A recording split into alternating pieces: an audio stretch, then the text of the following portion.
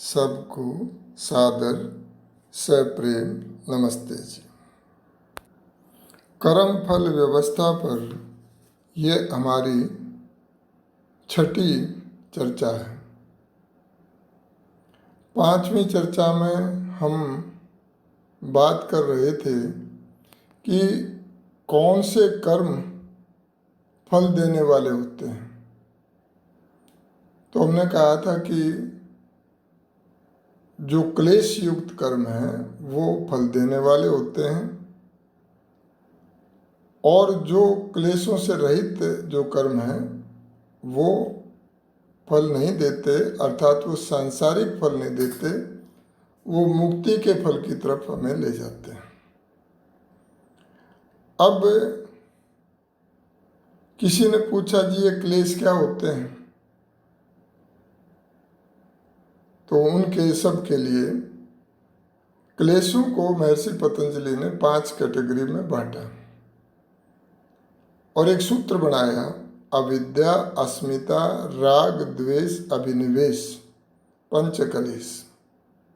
ये 5 क्लेश हैं और इनका संक्षिप्त में विवरण मैं आपके समक्ष रख देता हूँ। पहला है अविद्या। अविद्या क्या है? मिथ्या ज्ञान, विपरीत ज्ञान, हम यूँ भी कहेंगे इग्नोरेंस, अज्ञान। और ये जो मुख्य रूप से ये अज्ञान ही है जो बाकी के 4 जो हमारे क्लेश हैं उनको पैदा करने वाला है। और ये जो क्लेश हैं इनकी अवस्थाएं हैं। कब कौन सा क्लेश उदार अवस्था में आता है, यानी उस समय व्यक्ति मान लो क्रोध कर रहा है तो ये उदार अवस्था कहलाती है। लेकिन कोई व्यक्ति महात्मा या कोई जिसका आप आदर करते हैं वो आ गया तो आप शांत हो जाते हैं और उनको कहेंगे आओ जी बैठो, तो उस समय वो उदार अवस्था किसकी हो गई? शांति की हो गई, सत्कार की हो गई, वो उदार अवस्था हो गई। तो ये अवस्थाएं बदलती रहती हैं। कुछ ऐसी अवस्थाएं होती हैं जो प्रसुप्त सोए हुए हैं, अभी वो जागृत नहीं है। कुछ कमज़ोर हुए होते हैं और कुछ एक समय में एक उभरते हैं और फिर दूसरे समय में फिर दूसरे उभर जाते हैं। इस प्रकार से इन क्लेशों की अवस्थाएं बदलती रहती हैं। अब अविद्या क्या है? अविद्या है जो अनित्य चीज़ें हैं, जो टेम्परेरी हैं, संसार में आपको दिखाई देती हैं लेकिन वो बनी हैं तो वो बिगड़ेंगी। कोई भी संसार में हम कोई भी बनी हुई वस्तु को देखते हैं तो एक दिन वो बिगड़ेगी। चाहे वो सृष्टि है तो प्रलय होगी, चाहे हम कोई व्यक्ति मकान बनाते हैं, गाड़ी बनाते हैं और कोई भी चीज़ है, चाहे हमारे शरीर बनते हैं तो बच्चा पैदा होता है, ये बना है, बढ़ोतरी होती है और एक दिन वो चला जाएगा बुढ़ापे के बाद या जब भी ऐसा व्यवस्था परमात्मा की होती है।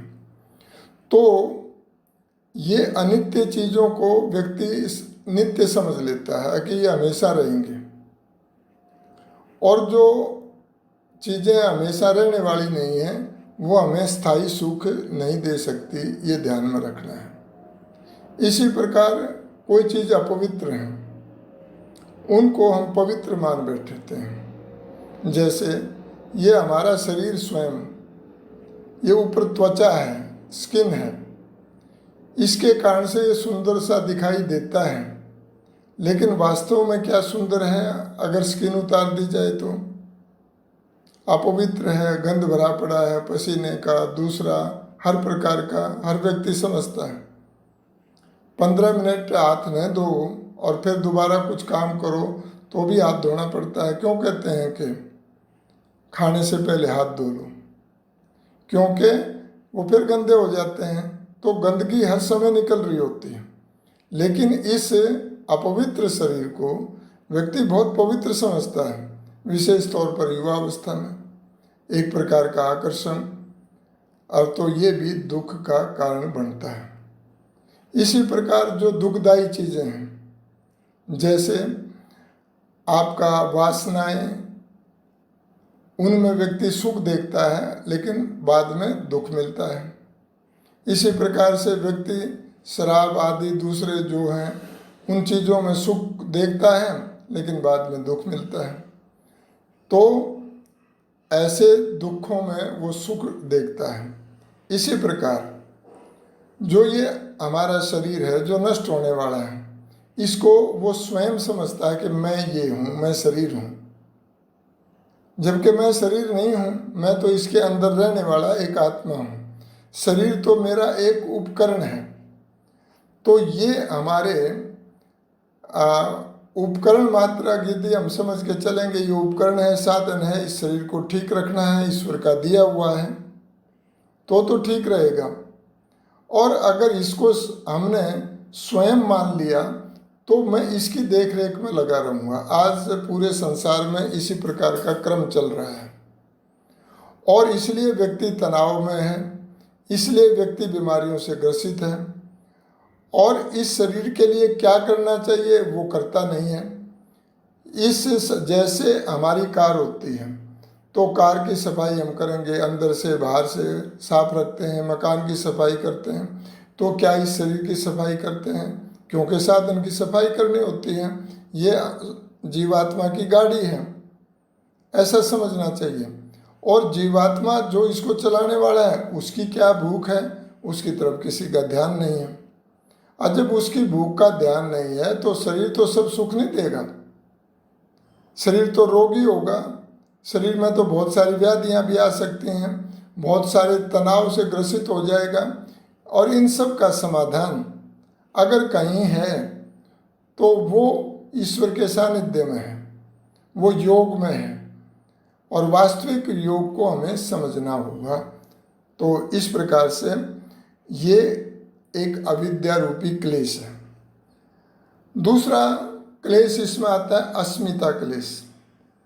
अस्मिता क्लेश का क्या अर्थ होता है कि अभी जैसे बताया, शरीर को ही स्वयं समझना और उसी के लिए प्रयत्नशील रहना सारी उम्र, अपनी संपत्ति को मैं समझना कि ये मेरी है और उसको और कमाने में प्रयत्नशील रहना और करते करते बुढ़ापे तक आपने कितना अरब खरब कमा लिया वो आपके साथ जाने वाला नहीं है। लेकिन वो व्यक्ति क्योंकि वो संपत्ति को अपना समझता है तो वो करता रहता है, तो ये अज्ञान है और इसको अस्मिता क्लेश बोलते हैं। और तीसरा है राग। किसी भी सुख को भोगने के बाद हमारे जो अंतःकरण में रहने वाली जो इच्छा है फिर भोगने की, इसको राग बोलते हैं। लेकिन आप सब जानते हैं कि तृष्णा न जीर्णा वयमेव जीर्णा, तृष्णा कभी समाप्त नहीं होती, हम ही जीर्ण शीर्ण हो जाते हैं। तो तृष्णाओं को समाप्त नहीं किया जा सकता, ये तो जब जब जितना जितना करोगे उतना उतना बढ़ती जाएगी। इसलिए कर्तव्य पालन की दृष्टि से हमें काम करेंगे तो राग नहीं होगा। हमें काम करने हैं लेकिन कर्तव्य की दृष्टि से बच्चों से प्यार करना है तो राग नहीं ना करके। उसके बाद में अगला है द्वेष। ये भी एक क्लेश है। अब द्वेष क्या क्लेश है? दुख भोगने के पश्चात हमारे अंतःकरण में रहने वाला जो क्रोध है उसको द्वेष कहते हैं। दुख को भोगने से क्या हुआ? दुख के संस्कार बन गए और उसके संस्कार से जब कभी उसकी स्मृति आएगी तो और दुख के साथ जो जिनके कारण से दुख मिला उसको दूर करने का हम प्रयत्नशील होते हैं कि उसको हटाना है। मान लो किसी व्यक्ति के कारण मिला तो उस व्यक्ति की हानि की तरफ लग जाते हैं, उससे और दुख बढ़ता है। तो इस प्रकार से द्वेष बहुत बड़ा व्यक्ति का शत्रु है और द्वेष अगले का नुकसान कब करेगा नहीं करेगा, लेकिन पहले जो व्यक्ति द्वेष करता है उसका नुकसान करता है। और उसके बाद में अंतिम जो क्लेश है वो है अभिनिवेश नाम से जाना जाता है। कि अपने जो संस्कारों के कारण से स्वभाव में वो रहता है। क्या रहता है कि मैं मरूं नहीं, ये एक चीज़ उसके अंदर रहती है। ऐसे स्वरूप वाला जो मृत्यु का भय है, हर एक प्राणी को मृत्यु का भय है, चाहे वो निकृष्ट प्राणी है, कैसा ही उसका शरीर है, उसको भी मृत्यु का भय है, चाहे कोई विद्वान है उसको भी मृत्यु का भय है। तो ये जो भय है होना, ये अभिनिवेश क्लेश है। और ये भी दर्शाता है, ये अभी तो हम जीवित हैं, तो ये हमें भय क्यों लग रहा है? क्योंकि हमने उस भय को पहले भोगा है, उस अभिनिवेश क्लेश को पहले हम मरे हैं, मृत्यु को प्राप्त हुए हैं, फिर जन्म आया है तो उसको भोग के आए हैं, इसलिए मृत्यु से डर लगता है। तो अपने संस्कारों के कारण स्वभाव से प्रत्येक प्राणी में यह रहता है। तो इन क्लेशों को दूर करेंगे तब हम अच्छे कार्यों में प्रवृत्त हो सकते हैं। इसी चर्चा को फिर आगे लेकर के चलेंगे। आपने ध्यान से सुना, आपका बहुत बहुत धन्यवाद।